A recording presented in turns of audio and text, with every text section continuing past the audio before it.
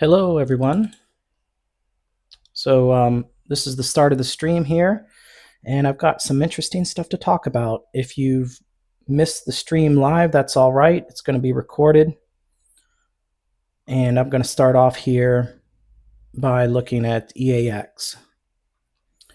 Now, when I first started doing this stream and I organized it for Tuesdays, I did it because at this time period, especially at this time period, that's when the daily TrendX levels come out, sometimes the daily narrows.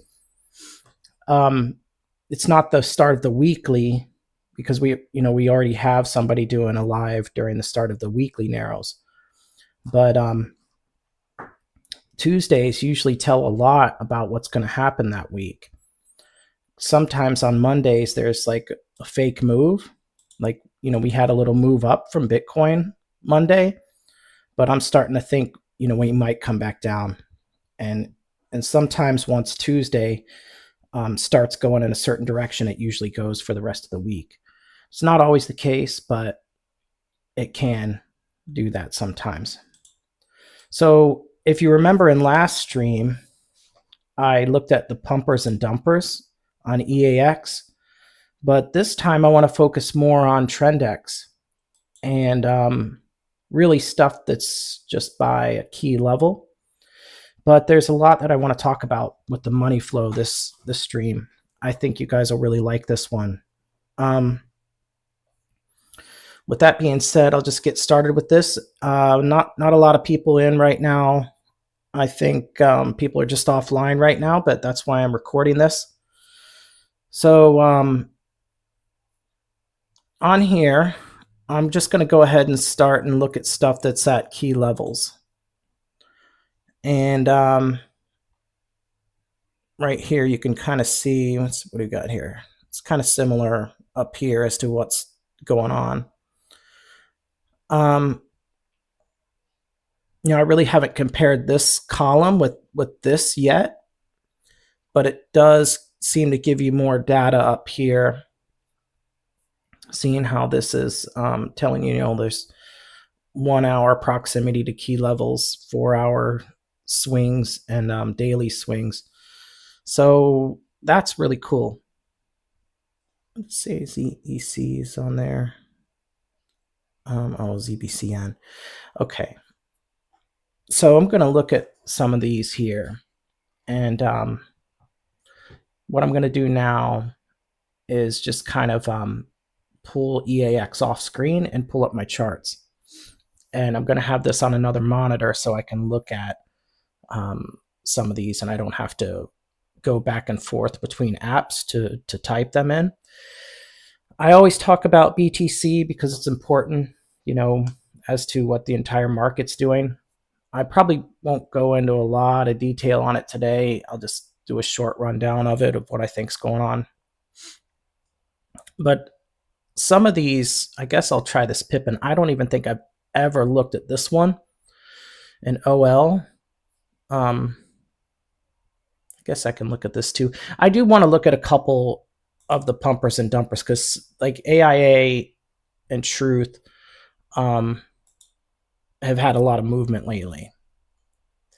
So here's this other Melania coin. Anyway, so I'll grab a couple of these too, but I probably won't go too much into these pumpers and dumpers today. I want to look at proximity stuff.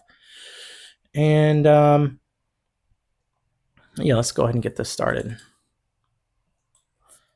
So let's see here. Now I have to do something with my my other monitor there. Okay.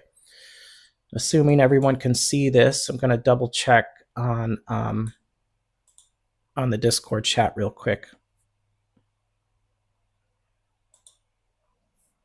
Sometimes it acts a little weird when you switch from application to application to do the screen share in the live in the EA stage. So I like to restart that part, which you won't be able to tell it tell it that I did that in the recording because I'm recording through OBS and it's just showing what's on this monitor. So let's get started on this. I'm gonna create a new list and use session hot list because Mowgli sometimes likes to look at things that I look at on whatever coins I'm looking at during the stream. So I am pulling up my EAX on another monitor here, and hopefully everyone can still hear me. I heard a beep, so okay, it looks like it's still the mic's still working. Sometimes when you switch applications and things, the EA stage is a little buggy and it turns off your mic, it like auto mutes it. I don't understand why it does that, but anyway. So let's look at OL. I don't think I've ever looked at this one. And Pippin. I don't know anything about this one either. So this is going to be new.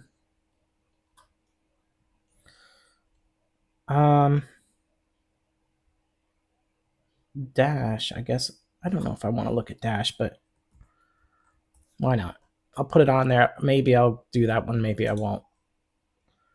Unless somebody wants it.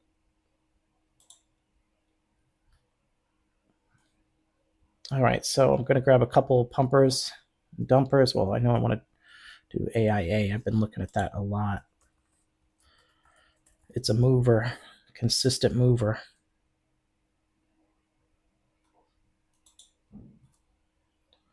And Truth, actually had a nice short on this one yesterday. It's another new coin.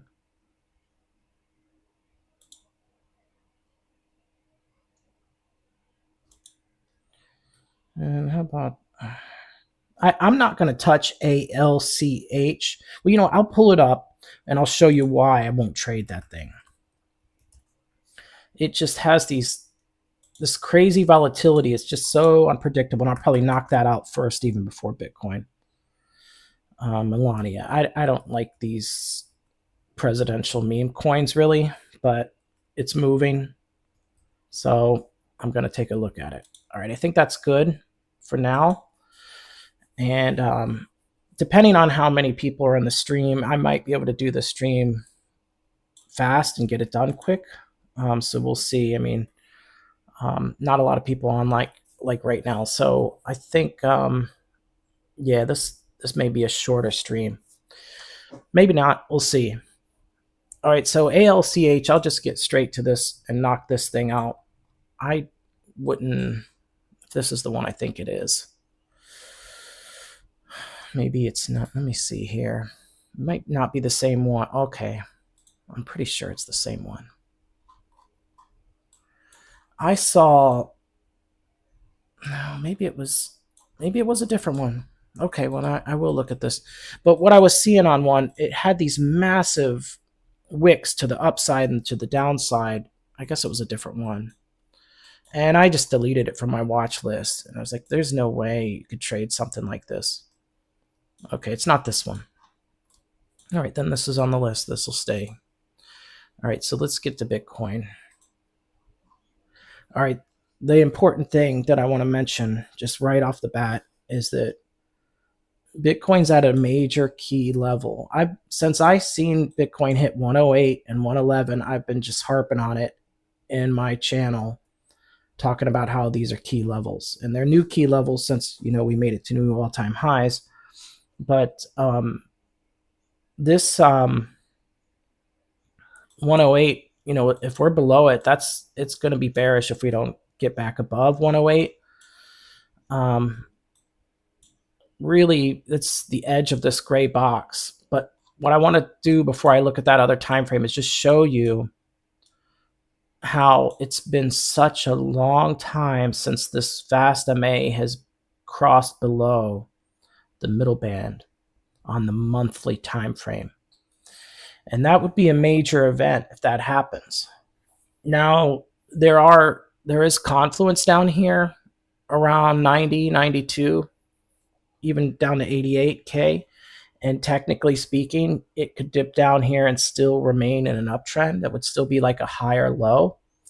But you do have a 3 drive going on here. And if Bitcoin does come down that far, the likelihood of this fast MA crossing below the middle band is high. So if that happens, you know, that's a major event. That's potential bear market news, you know, that. So maybe that's why it's holding, somehow it's being held up above. I don't know.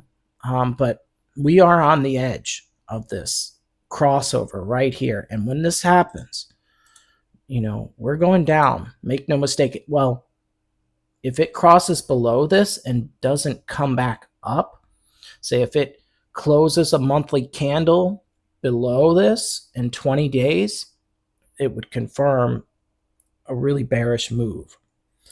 And this, I'll go ahead and just look at those key levels I was mentioning and be done with Bitcoin for now.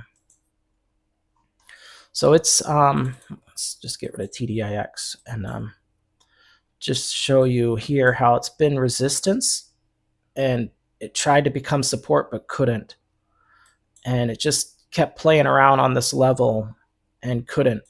Now, I had mentioned in my channel how I believed it was going to come back up and hit this area here around 105, 105.5, and then probably reject and come back down. And the reason is because once this RSI gets low, it doesn't matter what coin, if it's Bitcoin or what, once this RSI gets low down under this 50, it's weak and you are in a downtrend. So when it's above 50, it's generally trending upward, like right up here, just like this area here. But here, you notice once it gets under the 50 and it's staying under, it's trending down. And when you have the Bollinger Bands going down below the 50 as well, when the price tries to get above, it ends up printing a bearish shark fin. And when that happens, it just kind of pulls it back down. But if it can hold above here and somehow get above 108, that could be really good. Hello, Equal. Welcome. Can you hear me all right? Is my microphone all right for you? So I'll just keep going. I'm recording this, by the way, so if you miss any of it, don't worry about it. It'll be on YouTube. So as I was saying here, that's the main thing to take in, is that this is a major level here. And if Bitcoin doesn't somehow get back above this, well, it's probably going to dip down towards that high confluence area. It's down here around 88 to 90K with the CME gap. You know, there's a lot of liquidity down here. There's like a confluence of fair value gaps down here. And if that happens on the monthly time frame and this monthly candle closes in 20 days with this fast MA below this middle band, it would be bearish. So because it hasn't went below the middle band since 2023, November 2023. That is why I lean towards the possibility of the bear market starting. Not saying it's going to. This could bounce. It could just bounce right up off of that and go up again. But it can't go up forever. And it has had a 3 drive to the upside. So that's it for Bitcoin. I'll talk more about that another day, but I've pretty much covered what's going on with that. It's at the critical area. And depending on how it gets, you know, how it does at this 105 area, if it can get above it, hold, and then maybe get above this from 108 to 112, we'll know. There was a bull div that got invalidated on the 4-hour. So yeah, the money flow is slightly lower here. And I don't know if that sound went through, but I have trading view alerts that go off sometimes. As a matter of fact, I'm going to go ahead and pause those so it doesn't interrupt me. So yeah, the bull div on the 4 hour is invalidated. This money hump is lower, and it's not looking like it's wanting to get above here. Maybe it will. All right, so moving on. I'm gonna start with OL. It's something I've never looked at before, and some people have taken notice that I like to use or color my TrendX a certain way. I'll put it on there real quick. And what I do personally, I think it's important because my TrendX and my TDIX, I like to make it kind of transparent. It's easier to see than the default settings. It's easier to see the crossovers. So I would definitely recommend taking the time to tweak your colors because, TDIX is such a powerful tool. But if you can't really see it because your lines aren't contrasting the background as much, it's going to be hard to see what's going on. You want it to be really clear so you can zoom in and just kind of pick it apart and see what is going on here. And I did the same with my TrendX because I want to use my TrendX lines all the time. And it was just too many lines on the screen and they were too bright. I want my other key levels to stand out and pop. So I've made my TrendX lines somewhat transparent, which has helped. I can still see them and I know what they are and what price gets to them. This is interesting here. This one's bounced on this weekly narrow and it's getting above the monthly pivot right now, which is pretty cool. And I don't think I've ever looked at this coin before. So as usual, I'm going to start off with higher time frames and just do a little bit of TA. And in this live stream, in this show, I'm going to talk about some stuff that I haven't talked about yet, and I haven't heard anyone talk about yet. So if you missed it, if you didn't get to come during the live, I hope you get to watch it, the replay, because this is really, really good stuff that I'm going to share this time. So this will be a monthly, do red.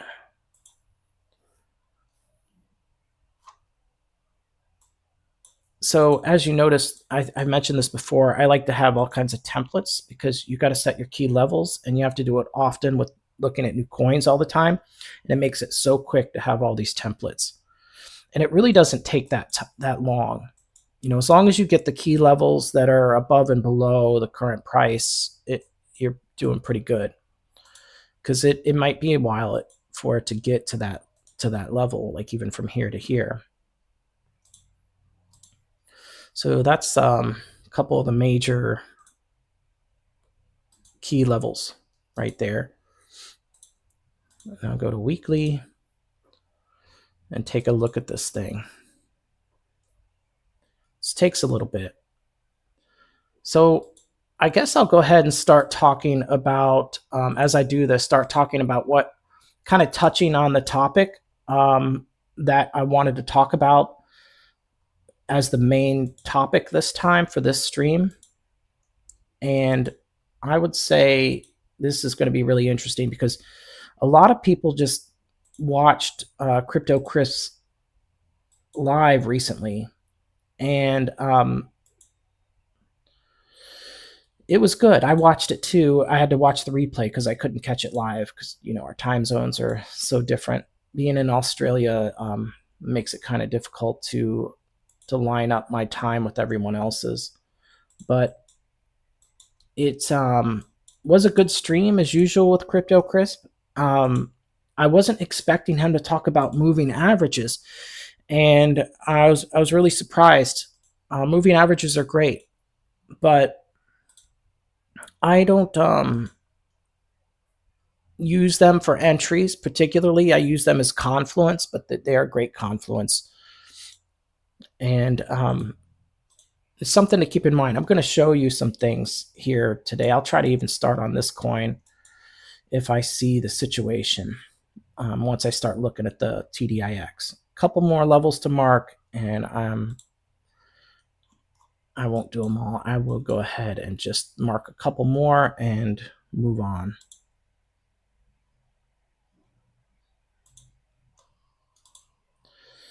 So that's a key level daily green. So that's my system of doing this. I have different colors for each of my templates, and then I don't have to even change the colors manually. And if the price is above it, I make a green key level below it and a red one above, just to remind me, this is resistance coming up and support down here. So just a couple more and this should be good.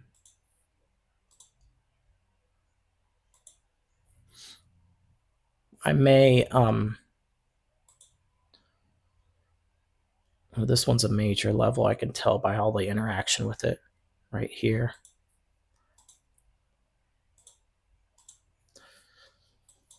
I may skip the 4 hour for this one and just kind of, do a general analysis of this. I'll look at the 4 hour, but I might not set all the key levels just to save time. Yeah, there's a little bit here. This one here looks key. See how it's like support here and then it's resistance over here. That's probably the more important level to set for this area. And I would put it, technically the opposing level would be right on the top of this green candle, because that's the opposing, those are the opposing candles.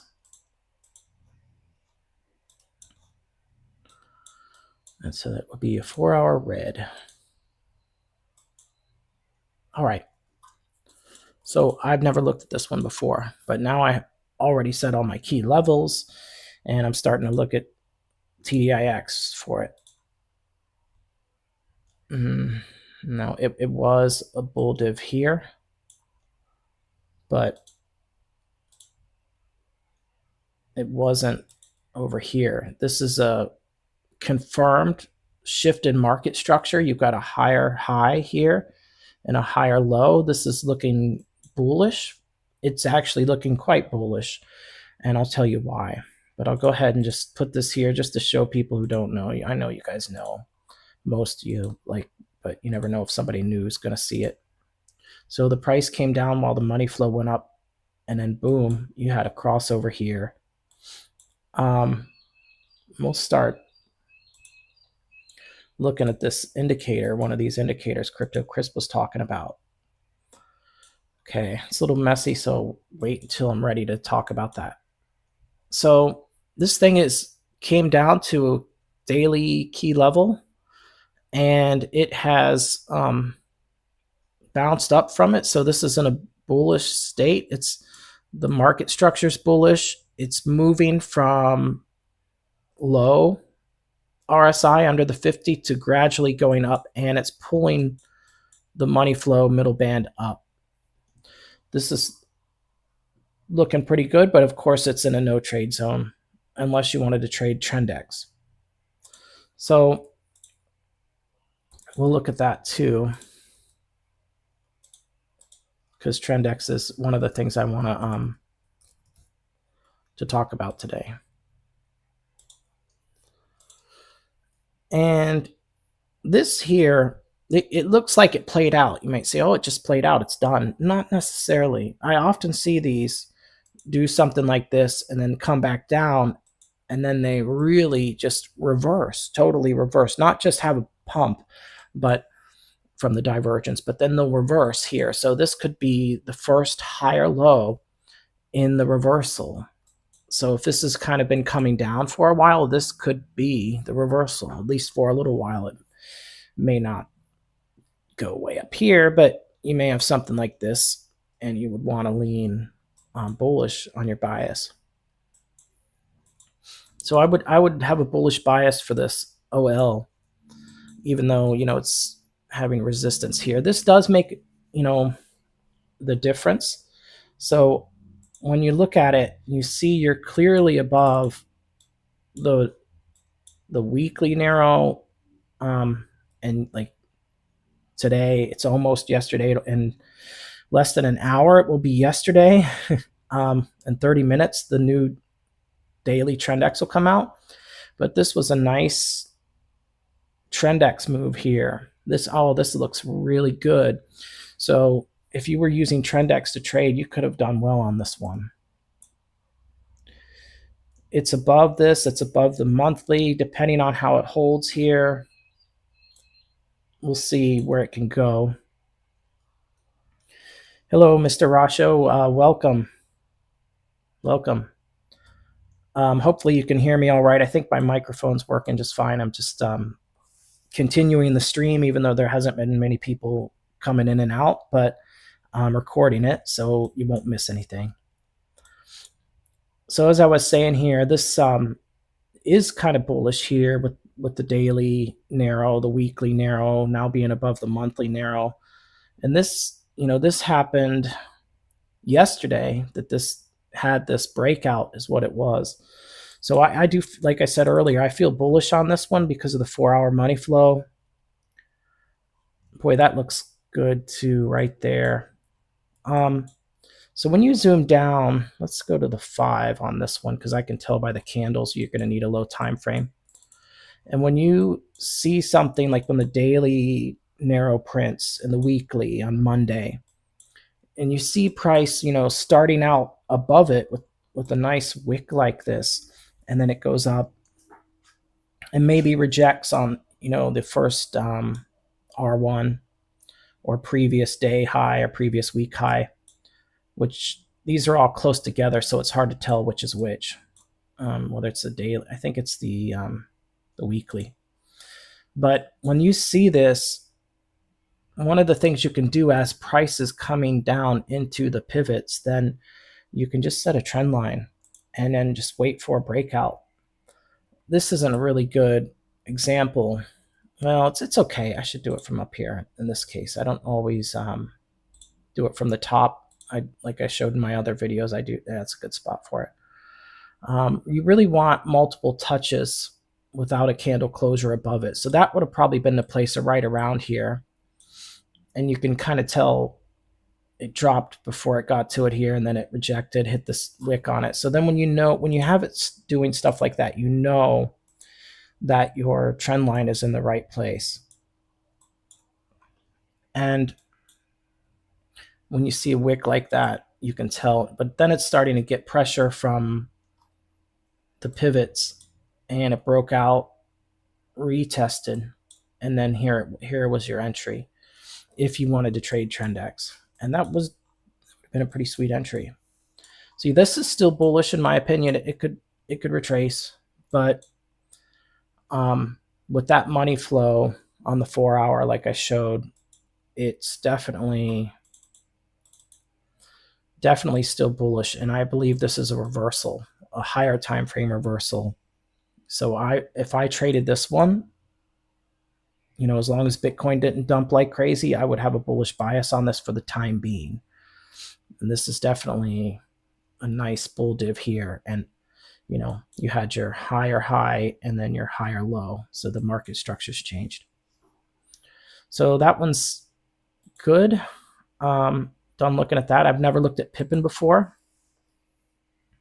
As a matter of fact, before I look at that, I want to share with you today. I hope people are watching this on the recording. I want to share something with you, something that I discovered yesterday that I could do with my alerts. And to me, this is a breakthrough. This is really good stuff. This is important. For the longest time, everyone knows that I trade the money flow. That's how I am. And for the longest time, I didn't think there was any way to have some sort of automated system to identify and set alerts on money flow divergences like this one I mentioned earlier. So there's no way to set alerts on it, right? Well, I found the next best thing, and it works really well. There's one catch, you need TradingView Premium to do it. And the reason being is because you need watchlist alerts. And I so happen to have that. And, of course, TradingView Premium is going to give you the seconds-based intervals as well. And a lot of people like it for that, for, sniping their entries. But being a money flow trader myself, like I want to figure out a way, to get alerts on the money flow. And it seems the only way to do that is to set the alerts directly to the value of this middle band, of this middle line, which is the middle of the Bollinger Bands. So what I did is, with my alerts, I went ahead. We'll see. Here's how you do it. If I have a big watch list, which I have one called alts, and I just, whatever looks like it might be moving, I'll just throw stuff in there. I'll forget about it. Stuff that looks like it's easy to trade. If it's got a lot of scam wicks, I'll delete it from my list. I won't keep it in there. But the stuff that looks tradable and that moves, I make this massive list. I update it often, and then you can see there's a bunch of stuff in here. And then you can go to like your part where you choose which watch list you're looking at, and you can click add alert on the list if you have TradingView Premium. And so I did that, and what it does, this is so awesome, because I have these watch list alerts because I have TradingView Premium, and I was like, well, if I set the watch list alerts to crossovers from the fast MA to the middle band, I just get overwhelmed with alerts, and my alerts are just beeping all the time, and it just makes me not want to listen to any alerts. But I wanted something like a more meaningful alert that would go off, and when I seen it, I would know that I need to really look for a trade because the opportunity is there. And so I thought about it a lot, and at first I was like, this is tedious. I don't know if I want to do this like this. But I'll show you some stuff here that is really cool. Because there's no real way to set an alert or something on. I don't think there's a way to do it. Maybe they can figure out how to do it on EAX. But so if I want to identify a money flow divergence, so I don't have to go looking for it manually. So like right here's one. It came down and the money flow went up, and you could have entered right here as your entry. But and you would have had a nice move. I don't even know what it would be. On these new coins, it's typically good because their market cap's low, and then it goes nice. Like, yeah, 50%. That's okay. The other coins move a lot more. But the point is, whenever this money flow gets really deep, or really high up here, you tend to have reversals with or without the divergence. And if you don't have the reversal, right, there, it did reverse eventually, you start to form, when it gets deep like this, you get your first hump, and then as it comes up and comes back down again, you get your second hump. And if it just so happens that the price went down during that movement, making that divergence, well, this setting alerts like this can help you find money flow divergences. And for me, that's priceless, because that is the way I trade. And to me, this is a breakthrough. I plan to tweak this out and get the settings just right, but I'm going to show you more during this stream. And here's one, and it's not even a divergence, and this is an example of really why I'm doing this. So whenever my any of the coins on my watch list gets a money flow crossing 35, as you can see here, I set it to alts because it's a watch list alert, and it'll check every coin on my list. And then I set this one for TDIX, and then I click this one where it says I put it on crossing, and then it gives me these other fields, and I want the middle band value to be, say, 34 on the 15-minute time frame. And once that happens, I get an alert. And like this one over here, this one only came down to like 40. It's not that big of a deal. But once you get money flow going way down here, even 35 is kind of iffy, but 34 and below, I'm trying to tweak the numbers out exactly. But once you get money flow going really low, you start to get these big moves without a divergence. So right here, I mean, my alert would have went off right around here, right around here. And I'm like, okay, this coin's got really low money flow. So I know that when this fast MA crosses, I may have an entry. Sometimes it'll go sideways a little bit and then go. But usually, see, like here, you know, it went really low. It hit 32 here. But you want to watch too, and this is where your moving averages come into play. And that's why I was going to bring these up, because Crypto Chris was talking about it. Because you also want to watch for some moving averages to get closer, or maybe even wait till price gets above one of them. And so you had your crossovers here, like here, but it didn't really get above these MAs. So here, like it couldn't hold above. And this isn't that much of a range, but on the 4 hour, if you're using high leverage, it would stop you out or worse. But if you use some MAs along with this, because like Crypto Chris said, and everyone knows that when you're at a point to where there's going to be a reversal, the volatility is going to increase. So like my alert will alert me only when the money flow gets really low, and I'm like, okay. So at this point, I'll start watching. And as a matter of fact, I do this on the 15-minute time frame because I like to scalp more than swing. But that, in theory, is the same. Let's hide TrendX so it's easier.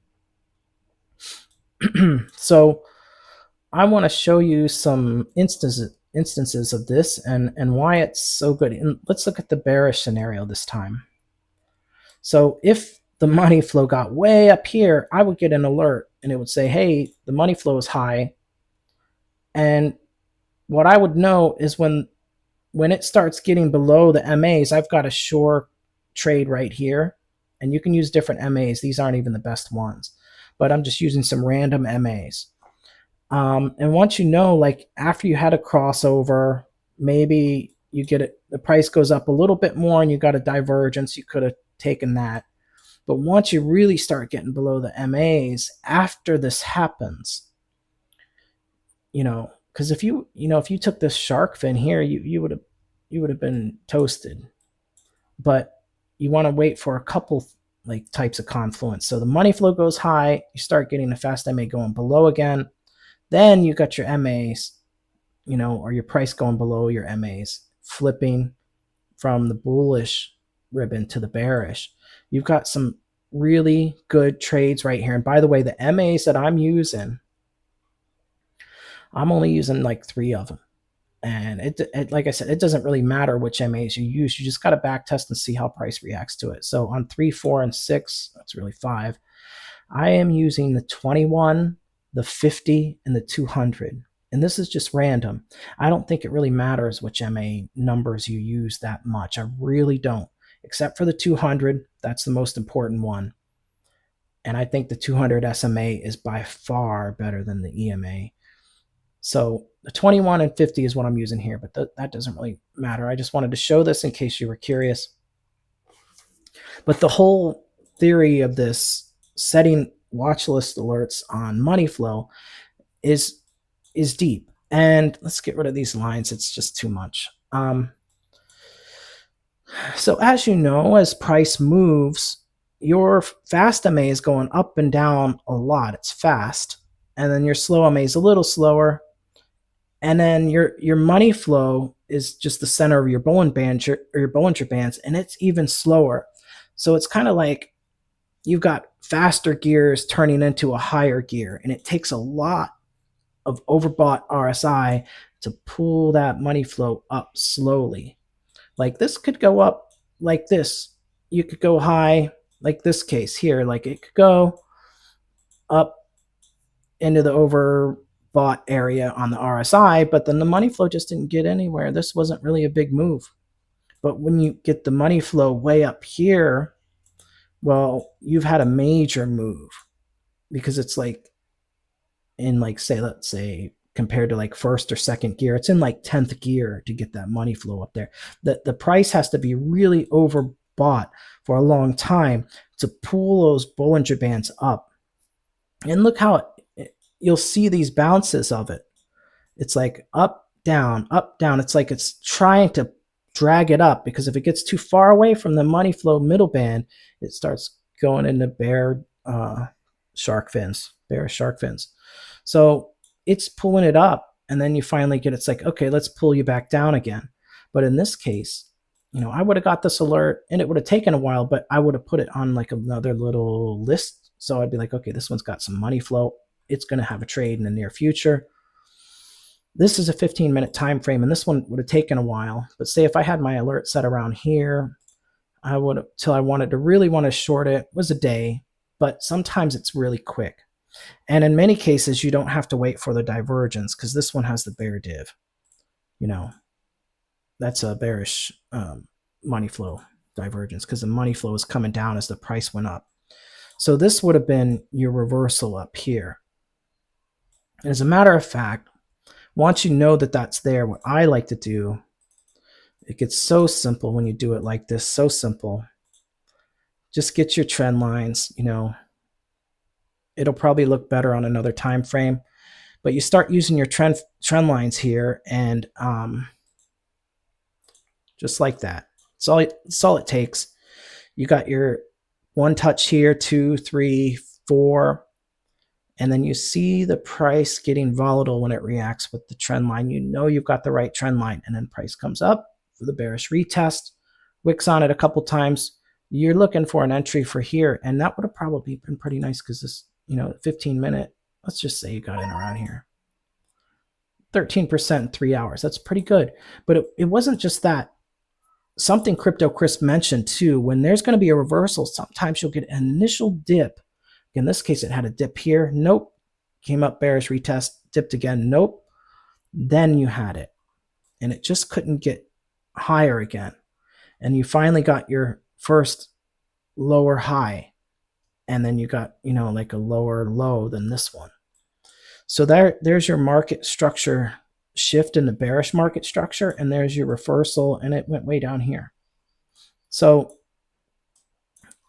all that can be kind of somewhat predicted to an extent with money flow alerts. Let me take a drink of water. Just give me a sec.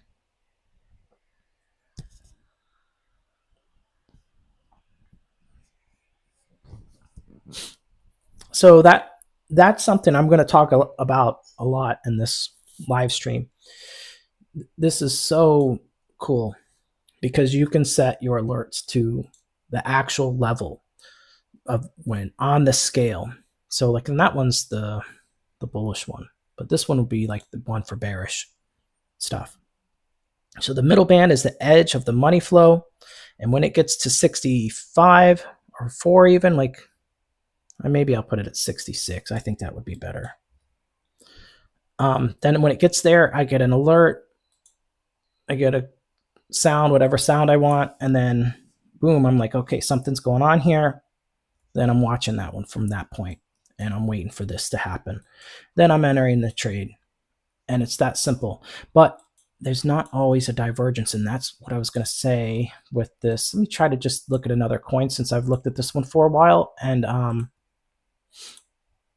start on this one. And so I showed you in the first coin that I looked at how to set key levels and stuff. And in this one, I'm just going to look at this thing that I'm talking about, and then I'll get back into doing some more TA. In this case, you did not have, well, there's a hidden bull here, but let's just set this aside, the fact there's a hidden bullish divergence here, because that's what that is when price, I started from right here. And when price is going higher while the money flow is going lower, that is a hidden bullish divergence. But what I want to say is you don't really have to look for divergences when you do it like this. You don't have to find them. You just want to know when that money flows really deep or really high. Because what's going to happen is, like, around that time. Attention. Oh, it's like it automatically I hope you didn't hear that. It was so loud on my headphones, that alert. When it gets really high like that, like, or really low, you know that when this crossover occurs, that you're probably getting ready for some action, like right there. So it's so simple with TDIX. hands down, it is my favorite indicator of all time. And oh, let's see here, right here at that crossover. I mean, how simple is that? You want one confirmation, so one click over, and you've got it. You've got your, you can look for your entry somewhere around there. And you, in some cases, not all, you could just enter, but you have a little drawdown in these lower time frames. It won't be too bad. So right here, you had the crossover, the cross above, and you know this is coming, but you do have some time that you have to wait. So you enter the trade and like, oh no, I'm in the red, 1%, 10% with 10x leverage. You know, no big deal, because you would have entered here because you waited for the confirmation. But what you could have did is waited and said, okay, well, I'm entering soon, but not yet. And now price is starting to get above the MAs, but not holding. And then it goes below and it gets above, then it holds right around here. You've got like triple, quadruple confirmation. Enter here with 20x leverage, possibly. This is not financial advice, but you've got confirmations. I mean, this is like this. Look at this. I mean, the money flow has increased dramatically while the price went sideways. It's always a sign of a big pump coming, because this money flow, I think, is just basically the RSI, or at least the RSI is pulling it, like dictating the position of these Bollinger Bands on the scale.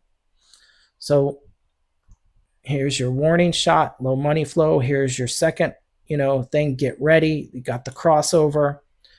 Now you just use some MA. Doesn't really matter which one. You start getting pops above and holds, retest on it, you turn bullish, and you enter around here.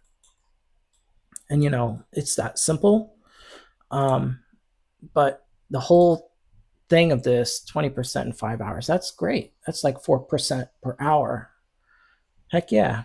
The whole thing with this is just using your alerts. If you have TradingView Premium, if you have seconds-based time intervals, you've got 2 watch list alerts. You may not know about it. And if nobody's used those before, just go to a list that you want to put them on, and then click add alert on the list, and it will scan everything in that list. And that's why I add a whole bunch of coins onto that list, and it scans every one of these. And I'm getting this stuff in my log. It's like, okay, this one's got money flow, this one's got money flow, deep or high. I know these things here are things that I will be trading soon, and I don't have to make a new list for it. It's right there in my log. I could go through, and I'll show you as an example. I'll go through. So this one on the 15-minute, it has high money flow. Now what I'm waiting for is for it to go up. Maybe it'll go up. I'm going to start to see this money flow curve down. This thing's pretty nice looking. And then I'm going to want to see something like money flow going like that. And then I want to watch the fast MA do something like this.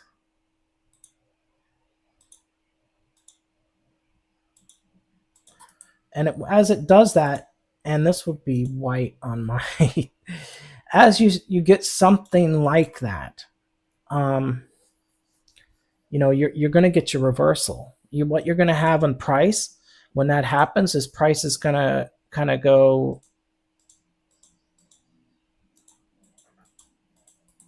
and then you're going to have your bear div is what you're going to have. It's going to make a bear div on these volatile coins, and that's how you do it. So like, I don't have to sit here and scan through every one of these coins.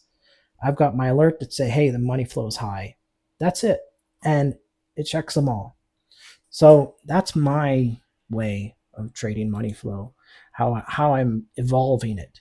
I know this is strange because most of you guys trade SMCX or whatever, but if you've got any one of the Easy Algo packages, and you do because you're here in our Discord, unless you're watching the recording on YouTube, you have TDIX. You can do these things, and you could use it as an extra confluence with your SMCX. But let me look on here just another one before I scan more. And by the way, Mr. Rasho, I don't know if I pronounced it right. If you want me to look at any coins too, just drop them in the chat over here.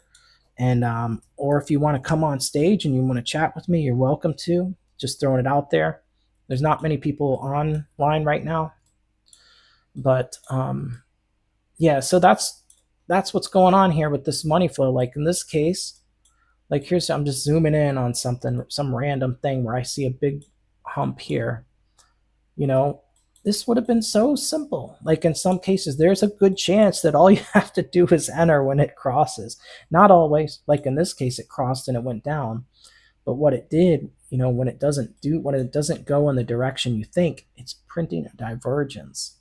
You could have probably, you know, you wouldn't have been in the red up here. If you entered here, you would have got in. You'd be in a little profit here, but, you know, then a divergence happened on the RSI, not the money flow. So, but when you look at the money flow deep like this, you start to see this, like that could have been a cakewalk trade. You could have said, oh, why not? I'm going to check my moving averages and enter around here, like right here. So you had this crossover, deep money flow, boom. It's not the case in every situation, but yeah, so I think that's really cool stuff, and it works on every time frame. Oh, okay. Cool. Yeah, thanks for giving some feedback. And so you want to look at BTC a little more, do you? Or I looked at it before you joined. I can look at it a little bit more. Just tell you what I think. But I would just point off the fact that if you're looking for a short, it's probably ideal. I mean, it might go up, it could, but we are in a bearish market structure on the 4-hour, and it's struggling with some of these key levels right now. I do hope it goes back up to new all-time highs. I really do, because I want to see everything move. I want to see liquidity back in the markets and everything. But yeah, I think this could be a bearish retest. But the thing, before, I would not go long on Bitcoin unless it starts getting up above this, really up above here. If it does that, that would be amazing, especially if it clears one of these highs, like any of this area, if it can clear it and get up to here. If it goes up to this fair value gap, it is switched to bullish market structure, because it would clear this high to get to the middle of that fair value gap. If it doesn't do that, we're still in bearish market structure. If it comes up and it goes back down, it could just come up around here and be a change of character. But if it taps the middle of this, we're bullish again. It's plain and simple. But there's so much confluence here, and for the longest time it wouldn't come down to it. And I thought, wow, maybe so many people are buying Bitcoin that it just can't go down there because nobody's selling enough to get the price to go that low. But there's so much confluence at the CME gap, this major liquidity, and then all these fair value gaps. Like it would be still bullish market structure, but yeah, I would be very cautious with going long on Bitcoin. I would be shorting, but it's kind of like in an indecisive spot right now, which would be risky. So I did want to talk a little, that brought up another topic that I wanted to touch on. When these markets are like this and Bitcoin's like moving very slow, and if you look at a low time frame, you just see very small movements, like it's like going sideways a lot for a long time. There's not much going on. It seems like there's not much new money or anything coming in. By the way, this 15-minute looks bearish. It was up in here in this area. Like I said earlier, I think you weren't in here yet, Mr. Rasho, but when the RSI, when this white fast MA is above this 50 line, it's generally trending up. And then once it starts getting below, it's trending down. Like you see these squiggly lines here, it's trending down. But that's because it's this 50 line right here. If it's generally above or below, often says it's bullish up here and bearish down here. And it is coming down, and the Bollinger Bands are coming down. So it's possible it will shift and drop below this key level. If that happens after coming up and then falling back below this, that I would say Bitcoin is going lower for sure. Maybe not for sure, but it's highly likely from what I've seen. Oops. Okay. This is something I wanted to mention because there's not a lot of liquidity. I'm gonna look at something different too. I may not get to everything on the hot list today. I did take this trade on Truth. It was an easy trade, and it was very profitable. I shorted it. But what I want to say is a lot of coins are just like coins if they're not like on EAX or some website, like Orion Terminal that CryptoCrisp uses a lot.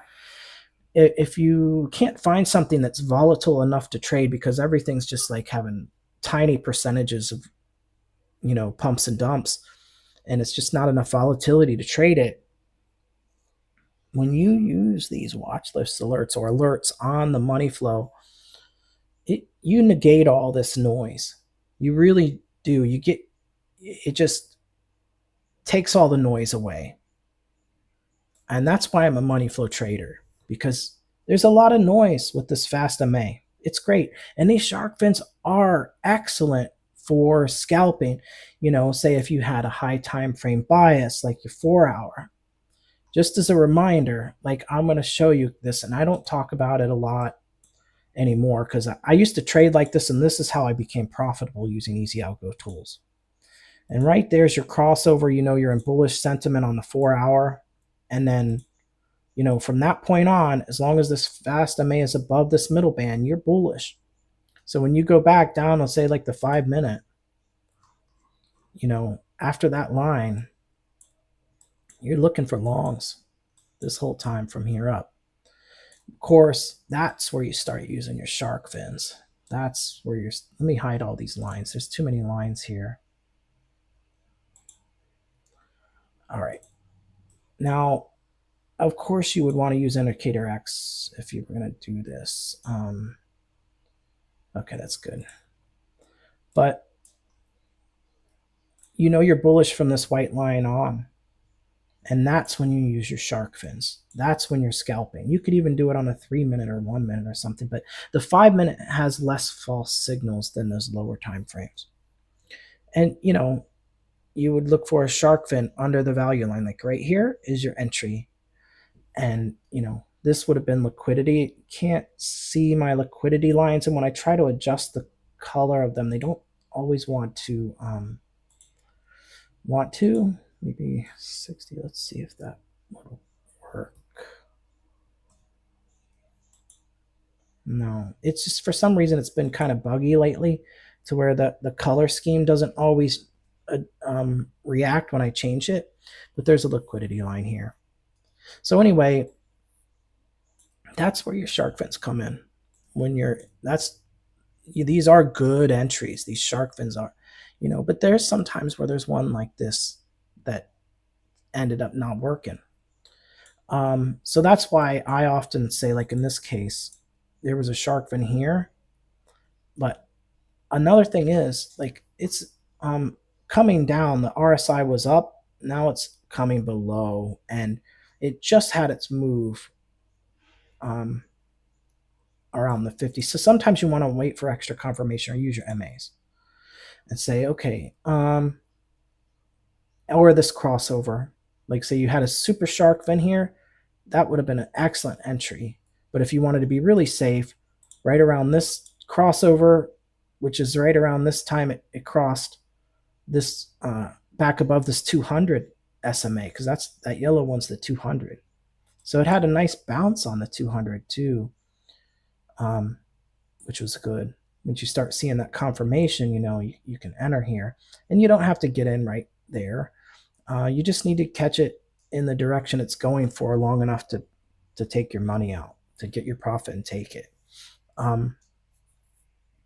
But when you get these kinds of trades when you're scalping, because that's what this is, when you're scalping these shark fins in the uptrend and these divergences that occur under the indicator X, when you scalp it, you can't hold this forever. You've got to take your profit, because it's just going to come back down over and over again, and then the price is going to gradually, and you have these stepping up of these indicator lines. It's gradually going higher and higher, and then you have big dips and it goes higher, and it's just a gradual see how it's all gradual, but there's these other dips, and that's why you can't just, unless you're trading reversals, you can't just get into a trade like on something like this and then hold it and think you're going to make 800%. No, you're going to make, let's look at the numbers here. Let's say you enter down here somewhere, and then just to take profit at the value line, at 10x you made like 47.5%. If you went to the value, and if you made it and held it this long, which would have been a while, you could have caught more trades if you got in and out and compounded your gains. But if you held it to here, you only got 8%, but it was 10 hours later as compared to here, 1 hour, and you made 47. But you could have traded this one, this one, this one, and this one, and compounded your gains by the time it went up to this liquidity line, up to this liquidity. Because oftentimes with this, you want to take profit at the value line or the liquidity line. It's not much, but the compounding gains are what's important. As a matter of fact, I'm going to try to pull something up that I want to share, because this is important. I don't know if it's, now I want to ask you a question, Mr. Rasho. Can you see what's on screen, or does it still show my trading view chart? I'm gonna double check on my stream here. Okay, you should be able to see. You should be able to see a window that shows like. Okay, cool. So basically, I went over this. This was like one of the first things I put in my channel when I became a mentor, and I post this, and people look at it and they think it's no big deal, but this is important stuff. Some people get gains and P&L shots of 1,000 or thousands of percent, and that's great. That's fine and dandy. That's wonderful. But if you compound your gains, you can make more. Maybe, you can do that and keep compounding that. But if you just make 100% profit 10 times instead of making 1,000 once, look at the difference here. 500 becomes 5,000, if you had 1,000% gain. But if you did it 10 trades, trading what you made each time, you could make 512,000. That's like basically 100x. It's amazing. So that is the power of compounding your gains. And you have to trade more to do it. You had to take 10 trades here to do that, but you compounded it. And these great P&L shots say like, I'm great, I'm getting the greatest P&L shots. That's wonderful. But if you can get 100% profit, you're good to go. Just keep doing that, and you will make money, a lot of it, and maybe even more than the other guy. So that's the logic of compounding your gains.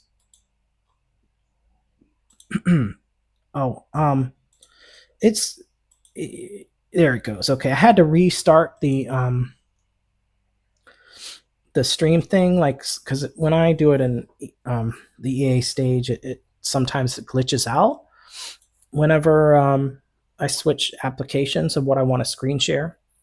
So anyway, yeah, the point is, if you're trading with indicator X and trading these shark fins, they're great, but you better be taking profit at them value lines like Seth says, or liquidity lines. But you're going to be waiting twice as long to wait for, in many cases, twice as long for price to hit that liquidity line, and it might not make it.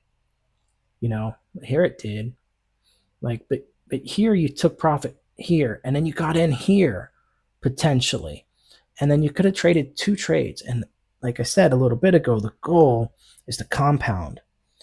And it isn't even really how much percent you make, as long as you keep taking the trades, winning them, and getting in the next trade. Take your win, on to the next trade. Take your win, on to the next trade. You will make so much money. So that's the logic of it. And I'm not going to get into indicator X as much in this. I love that indicator. I want to talk about this trade I took. Other people in the group took it, and man, did it go well for me. And it was quick. It was so quick. So I started seeing, it was on the 15-minute that got my attention. Let's get rid of this guy here. And I seen there was high money flow. And then I was like, wait a minute, because on the website was saying there was a pumper, and this thing, Truth, was pumping. And I looked at it, and right at the time I looked at it, I could see it just like this, and it was like coming back to this high. And I was like, okay, it's retesting, a previous high. And that's usually when you get a double top. And so I got in, and just like in a couple minutes, I did my TA, and I was ready to enter this trade, and I got in just in time, because I didn't see it until it was ready to drop. And I set a couple levels in the area, and I set a 1 hour opposing level here from this, and I'll show you. And that's how I knew. Actually, I moved it after the trade. I had it right here, and I seen it coming on here. But then after this, I updated it, and this would now be the level because it's higher because of what happened here. But because that area here is finished business, and this is the new 1 hour opposing. So then you had another key level here. This would have been a 1 hour here, which I marked. And now it's gone really down here now because it moved down. So I would just move it because this is the new level now. And depending on if it went up here, then it would become relevant. If the price bounced from here and then came back down and this fair value gap's filled, so let's get rid of that. All right, this is a now updated chart of what's going on with this, but let's show you what I did on this. So I didn't have much time, and I was like, okay, I seen it too, and I was like, okay, it's approaching a double top situation potentially, and it had a money flow divergence, and I was like, okay, this thing could drop any moment. And another thing I did is I went and I checked it on the high time frame, and I pulled a Fibonacci, and I even left it here. Not that was the second one I did, but this was the first one, because I was like, this thing has pumped like crazy. It went some crazy amounts. Let's just say down here, when it ran, it went up 270% in a few days. And when I see something like that, when I glanced at it from the website, then I was like, okay, I'm going to pull a fib from this high to this low. And then it's got the 1618. I was like, wow, this thing is bullish. It's beyond the 1618, the 2618. And I was thinking maybe it'll make it up here. But then when I seen this, I was like, no. Oh, sorry to hear that, Mr. Rasho. Yeah, it happens to a lot of us. But yeah, you can make changes, and you will. You just have to work at it, and you'll learn. In this group, you will learn the skills to be profitable, and all you have to do is keep compounding it. And then all those times you lost money in the past, you'll just forget about it once that's when you get to that point. Nobody can guarantee someone's going to do it because there are emotions involved in trading. You can learn everything, but you also have to kind of detach emotionally from it, or you got to kind of do it mechanically, like Seth says. But when I looked at this coin, I was like, wow, this thing pumped like crazy. It could drop anytime. And I was kind of expecting it to maybe make it up here. But then, like I said, when I seen it on the 15, I was like, okay, there's a high probability now that this is a double top and it's going to dump here. And the reason being is because as soon as I set my 1 hour opposing level, I also took a shorter time frame, like a micro Fibonacci, and I pulled it from this high and I pulled it down to this low, right? there. Now I just pulled it all the way over here so you could see, but I pulled it from this high, and then this bottom line is at this low. And basically I looked and I was like, okay, it made it past the 886. It made it this, let's zoom in. It made it above the 886. And then it was like, okay, this thing, because sometimes when it does that, it'll keep running. But right when I was looking at it, when I first pulled it up, I was like, uh-oh, it's coming back down with wicks on the top side.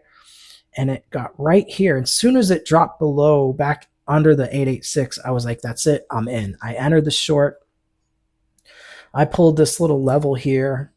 I'll just get rid of that now. I pulled this little level because this is what I do once I enter a trade sometimes, or sometimes do it right before. Even after I get into a trade, I'll keep doing TA on it to see if anything invalidates my idea. And I was like, okay, well, this here, there's touches here, here, here, here, here. And so this was like a SR flip from, it was support and then it became resistance. And it just dumped. And there was a Fibonacci level confluence. There was an opposing level confluence, because this, on the hourly, this would have been a major level for this 15-minute. And I was like, I also, before I entered, or as I entered, I was like, I drew my trend line. I'm like, this thing's in an uptrend, and I don't know how far it's going to dump. So I entered the short, and I said I'm going to take profit down here at this trend line just in case it bounces up again. But no, it went all the way down to the other key level, and I wish I would have held it because I would have made more than twice as much. That would have been sweet. I mean, that would have been 40. That would have been nice. But anyway, I made the money fast, and I'm happy about it. And I compound, so it doesn't really matter. You're not going to catch the biggest move every time. Some of the other guys, like Crypto Crisp, of course, he would know better when to exit. You can use things like your volume.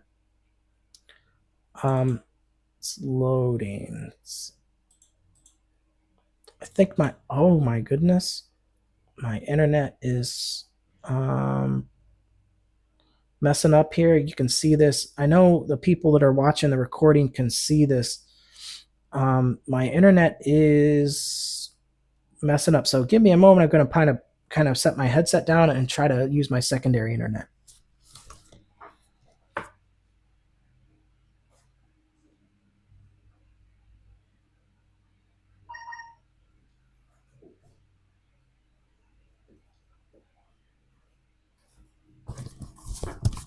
Okay, Mr. Rasho, sorry about that, and everyone else. I set up a secondary internet just in case that happens again. I don't know how that affected the EA stage, but my internet was kind of starting to go out there. It was doing that thing up here. I have two internets. The main one doesn't upload very fast, and the other one does, but it doesn't download. So I find that if I use the one that has a better upload speed, I can do the live streams. So as I was saying, yeah, this was a great trade. The volume, if there's a higher high, you want to see higher volume. But in this case, the volume went red. And let's say before this big red appeared, you would have had volume that was higher up here than here, because this didn't turn high red until then. So you had decreasing volume, and while the price went up a little bit. This was from the dump. This was people taking profits, shorting it. So this is how you would know too that there's another confirmation that, if there's a higher high and the volume's not higher, chances are you've got a reversal on your hands. So that's something to keep in mind. So yeah, that was a trade I took yesterday, and I wanted to share it and why I took it. Oh, there was another thing that I wanted to show you, and whoever watches this. And let's just get rid of this here. But when you have a trend going up, like an uptrend like this, and you're doing your trend line on the bottoms, and if I put it on like the 15 or 30 minute, it would be more clear. See, once you have these wicks on the trend line right around here, you know you've got your trend line in a good spot. But what I notice is when you have an uptrend or a downtrend, sometimes you have an acceleration of the rate in which it moves. So it was going up at a general curvature, and then you have another one right here that just goes up higher and faster. And you go down to the 5 minute, and it becomes very easy to see. And so this is another way to time your entries. And so, whoops, I clicked the wrong one. So I would draw another trend line around here, and would have been more like something like this, something like that. As long as the candles don't close below it, you got interaction with it. And so you had this general uptrend, and then the uptrend just got steeper, and that's often a sign that it's getting ready to reverse. And so, you know, you had one touch, two touches, candle didn't really close below it, and then when it did, it just had an bearish engulfing. Here they didn't close below it, wicks on it, wicks above it, or wick went below it, and the wick was on top. So that was, then it came up, bearish retest 1, bearish retest wick 2, reversal. So this is a good way, you know, to help you gauge what price is doing. It probably would have did that here, you know, if you wanted to get down on the other time frames. Like I didn't look at this one until now because I got in on the other part. You know, it could have been something like this, like lots of touches on the trend line. See, the trend line doesn't have to be perfect. You need more touches on it and know that price is interacting with it. So like here, lots of touches on it, lots of interaction, another wick on it, good sign. Down below, bearish retest right here. So when you get these steep movements from price, you zoom in, you draw some trend lines, and it will help you. And you could have entered a short right here, right there. You'd be like, okay. But it wasn't the full reversal yet, because usually this is just volatility before the reversal. So yeah, that's how I use my trend lines. But of course, I don't just use trend lines. I use TDIX for every. I do not trade without TDIX. And if I had to choose one indicator out of all the indicators in Easy Alk, it's TDIX. The other ones are awesome too, and you can trade with those alone. But TDIX is just, to me, it's great because it's got all these different things in it, and it's so precise. It's like where I get my trade triggers, trade entry triggers from this.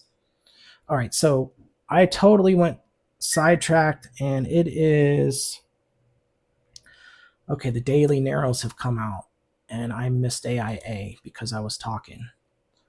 All right, so let's just jump on this one. I've been looking at it. Crypto Crisp has been mentioning it. It's pulled up in my alerts log. And it was, I know it was in here. I think I deleted it, and though it was like quite a while ago. Okay, so on the 15 minute, this is the where I wanted to see it. This is where we know there may be an entry right here, right now. I would say it is preparing for a long entry right now. And there's only one person in the live stream with me, but this is the kind of thing that I would do to prepare to enter this trade. You've had a deep money flow. You've had a RSI bull div, and there's even another one right here that doesn't show up, but it's there. Now, your moving averages are getting close. They're getting ready to flip. So the green one is on top, and candles will start to, you know, get above a little bit and do something like this. And something like this is what I would expect. And so as the moving averages, let's say the red one, let's do this one, and that one would be green. So I would expect, this is just a theory, you know. And this one would kind of go like this, and that one would be the red one. Okay. So this is what I would start looking for an entry right around here. This is what will happen, or most likely. It could come down and tap these key levels before it does anything. You know, those are always the key levels are always going to be your best entries, but you will often have these big moves on this when the money flow does this. When you get a big dump or a big pump, this is what I would look for, and then I would be entering a long trade here somewhere. I'm going to look back at Bitcoin real quick. Okay, Bitcoin's not really looking bullish right now. This is not. It might, but it's going to have to come down a little bit while this money flow gradually comes up. But this thing can move apart from Bitcoin. This AIA has had a lot of attention lately. And this is, I may take this, I'll probably go long on this thing here in a little bit. Maybe, we'll see. But now that you've had this crossover, it's starting to get above the moving averages, I would go to a lower time frame. And so you know what you would look for if you had some MAs. It doesn't really matter which ones. You want something to kind of tell you that it's starting to get bullish. And the 200 MA is way up here. So I would say you could definitely, once it gets above here, somewhere around here, go long, possibly.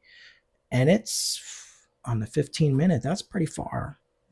That's 89% just to get to the 200, or roughly. I'm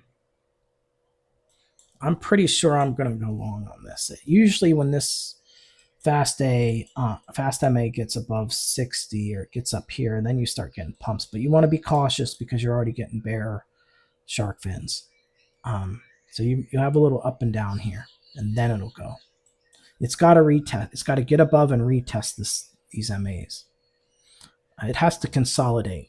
After a big move, a big pump or dump, you have a little consolidation. But in the meantime, as it consolidates, you get these flips of, around here. You could enter here or something, but you'll start getting the flips of the price getting above or below these moving averages. And once again, the moving averages I'm using, like I said, it doesn't really matter, but I'm using the 21 and the 50 and the 200 here. 3, 4, and it should be a 6. 21, 50, 200. So yeah, I use other MAs. I use other ones. What's this one? Oh, it's something else. Anyway, that's the one I want to look at. That's what you look for, but don't go long yet. I wouldn't say just go long. I mean, if you do, it's a little risky right now, but and then go down to lower time frames, and then you'll start to see, yeah, it may be that on the 5-minute it gets above the 200 before the 15-minute takes off. You'll still get a nice move on it. This is looking good right here. You've got a bullish money flow divergence on this,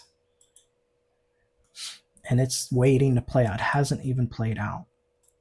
Look at all these bull divs that have not played out, and the price was being like pushed down by this moving average, and now it's getting above, starting to get above, couldn't hold, back down. Now that this here is what you want to watch, is how it reacts with this 200. But it's probably going to go like that, get above the 200, and then go, or something. I don't know, something like that. That has a weird looking arrow there. But this is going to come down, and as price, it'll probably push it back down once and then do something like that. You know,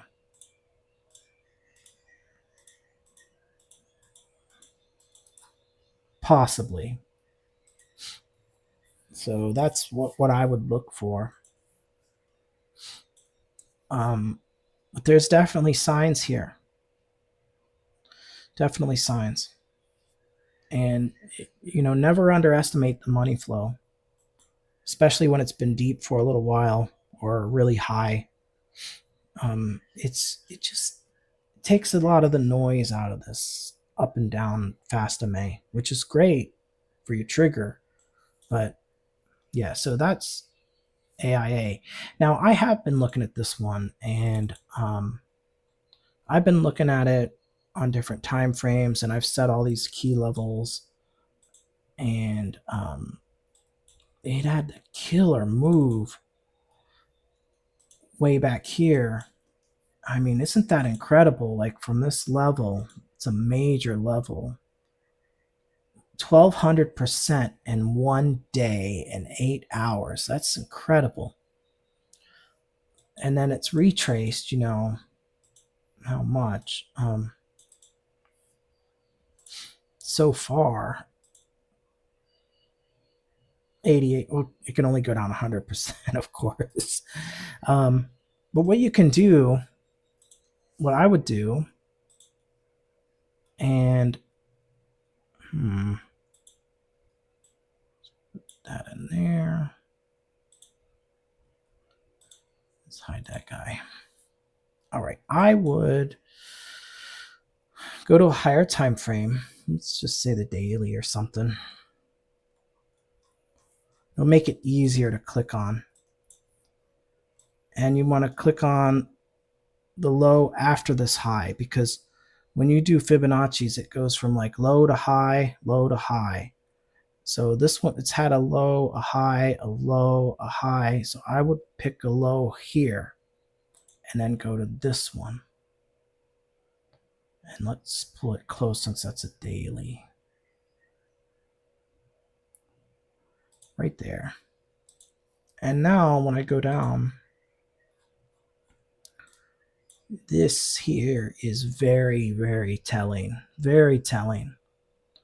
All right, so this is very similar to that other trade that I took yesterday, but instead of bearish, it's bullish. Now, oftentimes when price, you have a reaction on the 786 or anywhere in here, it's like the golden zone. Sometimes stuff bounces there, but your real reversals are at the 786 or the 886. But if it goes beyond the 886, it's either going to keep going, or when it gets above, you've got your move, you've got your reversal. So this is a line in the sand here. You've even got a reaction to it right here. Let's see over here. Yeah, there's something going on over here. So what I would do, and because of this, because there's all kinds of stuff, there's a lot going on in this area, but I want to use the recent data. And let's just for the heck of it, do a 15-minute opposing candle level. And let's get rid of this fib, because it's right there by the 886. And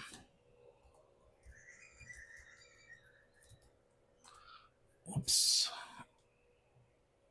All right, so if I see price get above this red line, I will go long. I will take that trade. But of course, I want to see some stuff on TDIX. And I bet you that if you look at the moving averages on the 15, maybe not. Actually, you could probably go before it. But you'll have a further confirmation here. You know, technically, you could have entered here, right here, or here, because you often, after you get a crossover, you often get a recheck, just like with price going on support and resistance. The RSI does that on TDIX. So you got to move up above, and then you right here is your recheck, but it was like a bullish recheck, and you know it was a higher low as well. And if you did this, if you even took a low time frame fib, I bet you right at the 886 again. So this is looking good for a reversal, even on low time frames, like the 15-minute. But you really want to see price getting above here, or go to really low time frame, like 3-minute or something. And then you can start doing things like here's like you have all these bull dips and this bullish money flow divergence, and then you have your MAs, which it's getting above the 200 MA on the 3-minute time frame, and it's looking like it wants to hold. It probably will bounce down again, but what I wanted to show you is something like if you were looking to scalp these time frames to try to get in early because you want to get in before it just explodes to the upside, which it might, not saying it will. When you get down to like the 3-minute, you see all these bull divs, but there's a lot of noise. These are all bull divs. And then you have a hidden bullish divergence right after. When you see stacked divergences like this, it's usually really, really good. So I would go from here to here. See that one's a regular bull div. And then the next one's a hidden bull div.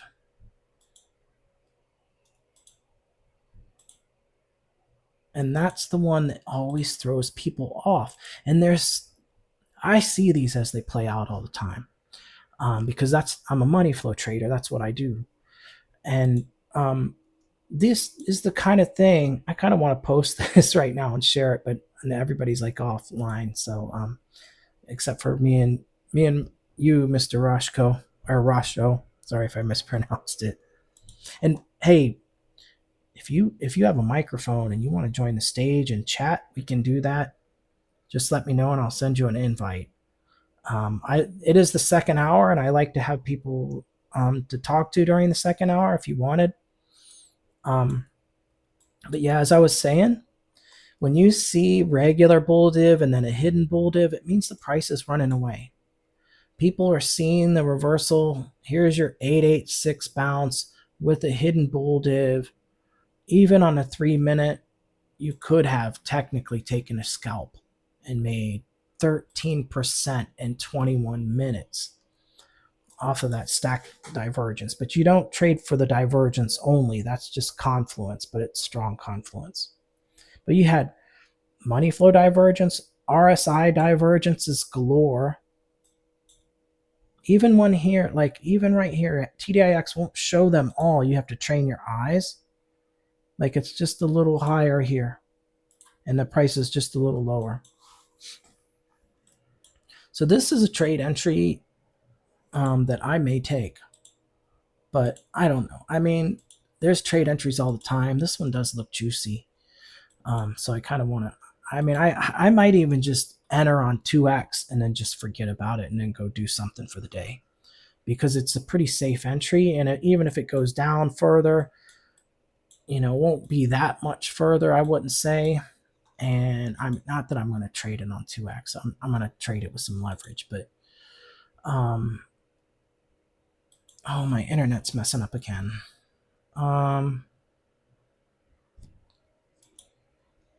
Let me see what's up here. I may try to switch. I turned on my secondary internet, but it's not showing up.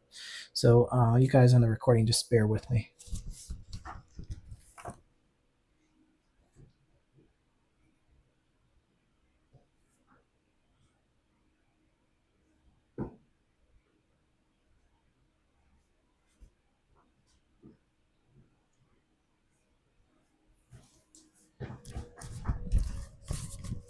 Okay, I'm back, but my internet is still kind of messed up here. I don't know why it's like this today. But for the people watching the recording, you are the lucky ones. You get to keep watching while I do my internet stuff. Okay, so let me see. Hey, Mr. Rasho, sorry about that. My internet has been really weird today. I am now on my secondary backup internet. We'll see how that goes. The weather's nice, so I don't see like any clouds to interfere with it. But if you missed anything and I didn't realize it was cutting out, you can watch the recording on my YouTube channel. Oh, you didn't miss anything? Great.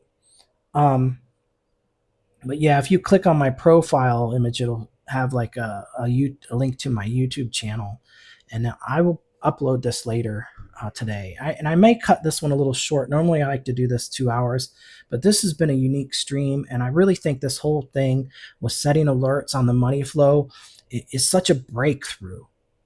And that's me, how I get excited about discovering this new stuff. But yeah, this one looks good. You got your regular bull div, your hidden bull div immediately after your 886 bounce, getting above here. This is just a 3 minute, but it is looking good. You know what? As a matter of fact, I am on another monitor. I am entering the trade. I'm not going with high leverage, but I'm definitely going long on this sucker. But Bitcoin's looking kind of bearish. Like we'll see what it does. Watch, I'll go long and then Bitcoin will dump and it'll come down to these key levels. We'll see. Okay, I'm on another monitor here. I'm going long. It's a risk.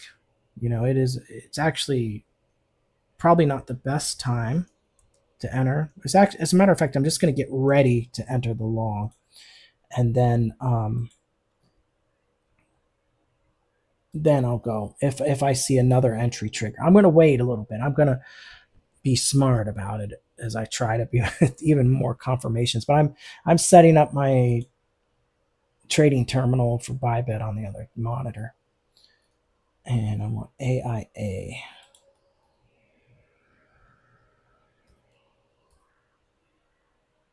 Didn't sorry.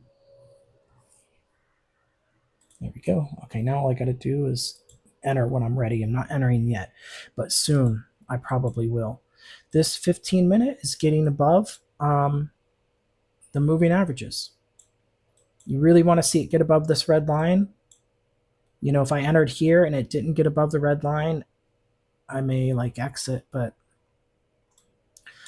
I would expect a little sideways action before the move. I would expect this, to do that like I showed.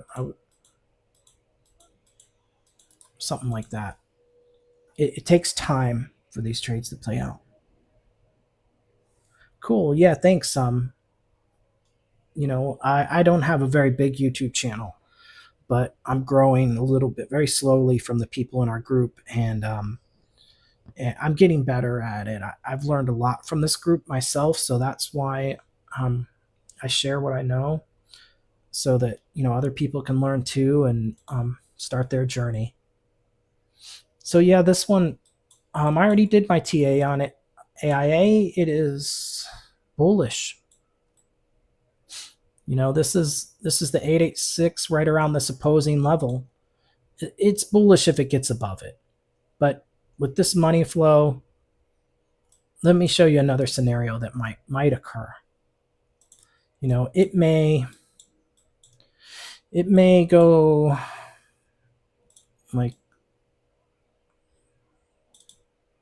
and that would be that'd be like the middle band is what that would be. And what you might see, maybe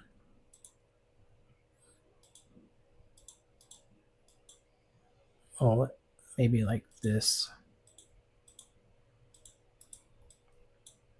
It's still possible that this money flow could make a divergence. Like it might not get all the way above. You might get something like this. It may take time. It may not. It may have to consolidate, and you may get another another divergence here or something. It's possible. But that's, when you've seen it so many times, you start to see these things before they happen. And so that's what I would say. If it doesn't get above this red line, that's probably what might happen. It might push back down, and then the price go a little bit lower. It might even go down to here. That's very likely too. I'd say more, pretty likely, because there's stuff going on down here. There's liquidity down here. It might. My lines are terrible. So that's what I would kind of look for. As a matter of fact, I have my liquidity. No, I do not. Okay. So I would go to like the 4-hour. And whoops. All of a sudden I got, okay. Yeah. Okay. It just looks so different on the 4-hour, and it may come down and sweep the liquidity. It may do that. I'm going to set this line here. And there's a second one too. Really close. Not saying it will do this, but it's possible.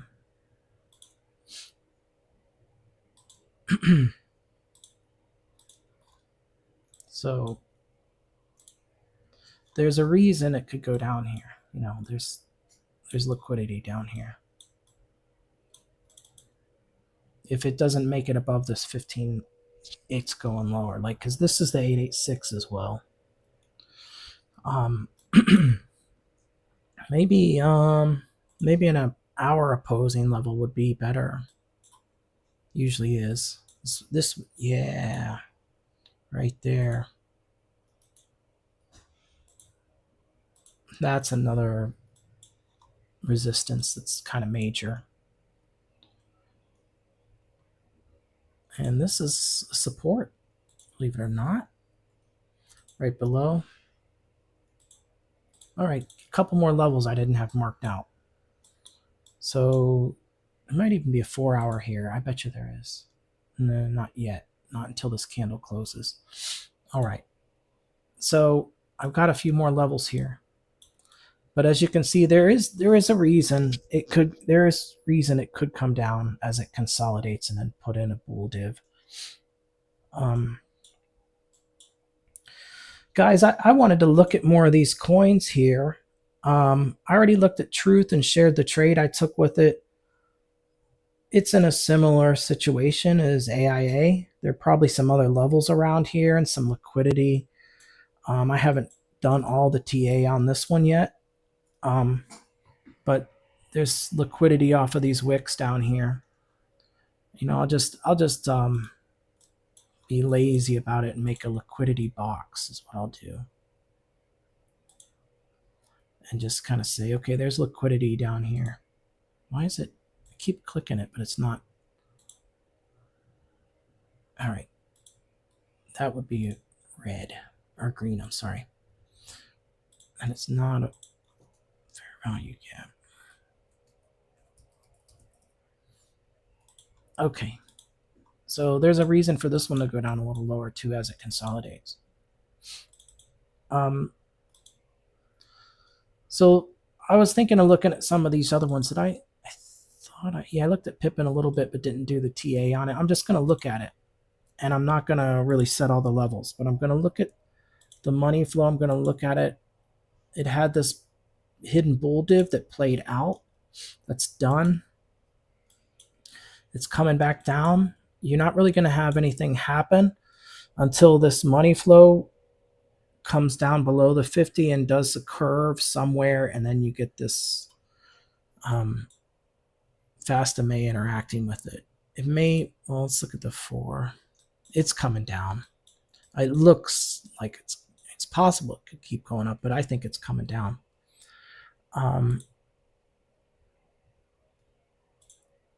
Just a quickie. It's not a very good one. I would do it from here. That's much better.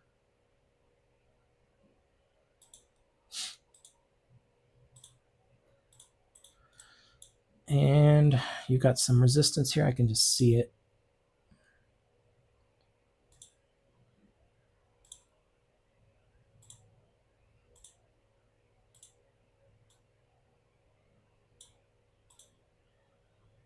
So this one, until it gets out of this ascending wedge, I wouldn't be trading it yet. I think it's coming down because of the money flow. The 4-hour money flow is getting lower, and the price is kind of sideways. And when you see the price going sideways and the money flow going in a certain direction, eventually the price is going to catch up with it. The volume's low, it's dying off, it's hitting this resistance. This might be a short trade right here. It might. So yeah, that was the most of what I wanted to talk about this. Hello, Spark. Do you want to join the live stage? You can. I was thinking of ending this stream soon. I started at 9. It's 10:46 here, and I normally end it within 2 hours, and that would be in like 10 minutes. But if you want to join, you can. You can join the live stage with me, and we can look at stuff. Oh, okay, right on. Maybe catch the replay, or we'll do a live stream together or something, and we could chat. That'd be great. But this was a pretty good stream. I think you're going to like the replay if you see it. It's going to take me a couple hours to upload it because my internet's fast enough to stream, but when I upload this file in 4K, I need fast internet, so I like drive into the nearest town and upload it, and then I come home or whatever. But I looked at some of these. I explained that new thing about setting alerts to the money flow, how that the money flow can help you when you're in times when coins don't have a lot of liquidity. The money flow just negates all that. It's a clear dead giveaway. You don't just trade on every crossover. You want to throw some MAs in it, like I showed you. In this one, I showed, let's go with something else. Yeah, AIA again, the 15. And for those that, well, the other guys are watching the recording, but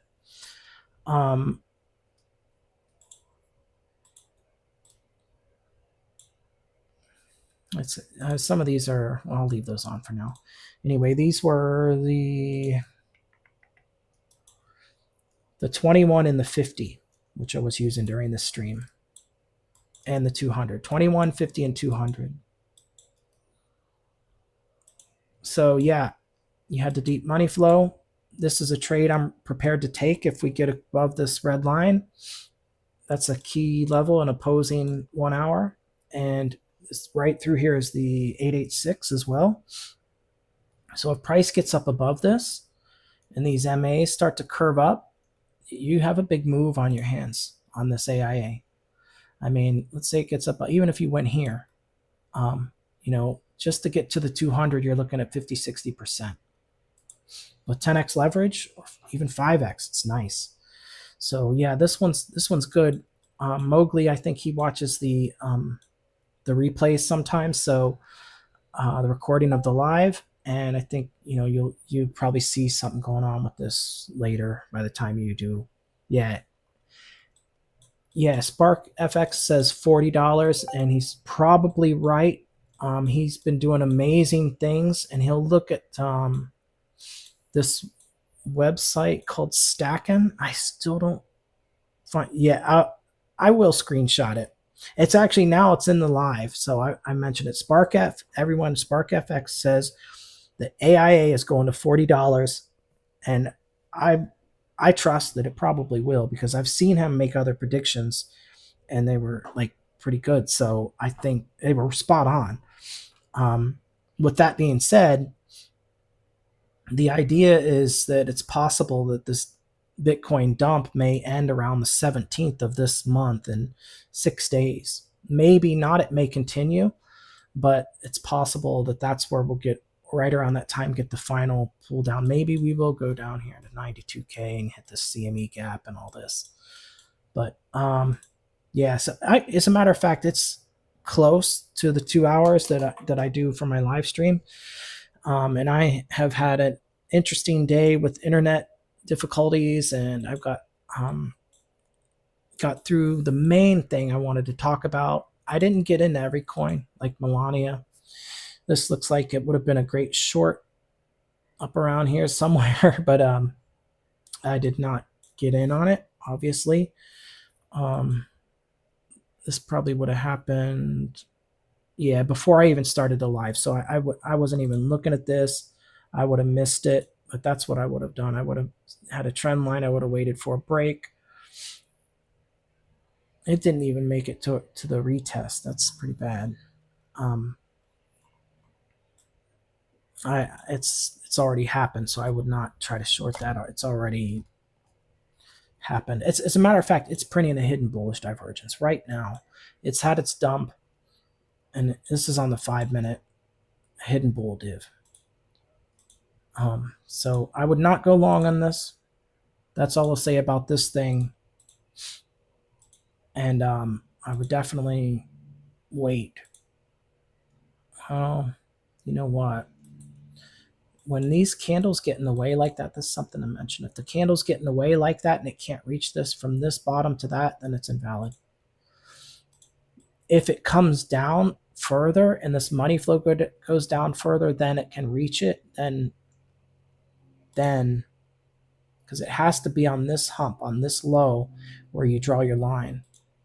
So you don't want it to intersect with candles. If price comes down around here, it may complete the hidden bull, or it might do like a hidden bull here and then come down and create a regular bull. I would not go long. I would not go short on Melania. That's my opinion of that one. Pretty decent stream. I'm not even going to talk about this one. There's not enough time, or Dash. I did kind of look at these ones though. So I'm going to leave this list for Mowgli when he does his live and see if he wants to look at it and confirm or say it didn't play out or whatever. That's it, guys. Thanks for joining. There wasn't many people on, but that's why I record it. And I hope you have a good day trading and happy trading, and hope you make a lot of profits.